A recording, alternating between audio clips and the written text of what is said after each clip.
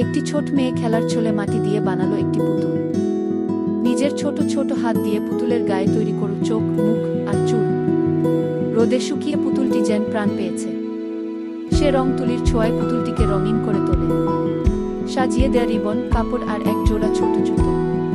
মেয়েটি অপলক দৃষ্টিতে পুতুলটির দিকে তাকিয়ে হেসে ওঠে। মনে হয় পুতুলটাও হাসছে, নিঃশব্দে। সেই আনন্দের মুহূর্ত সে শেয়ার করে স্কুলে তার বন্ধুদের সাথে। তারাও উৎসাহ পায়। ম্যাডাম বলেন, চলো সবাই মিলে পুতুল বানাই। বন্ধুরা আর ম্যাডাম মিলে বানিয়ে ফেলে আরো অনেক পুতুল। তখনই এক দুষ্টু বিড়াল এসে লুকিয়ে পুতুলগুলো চুরি করে নিয়ে যায়।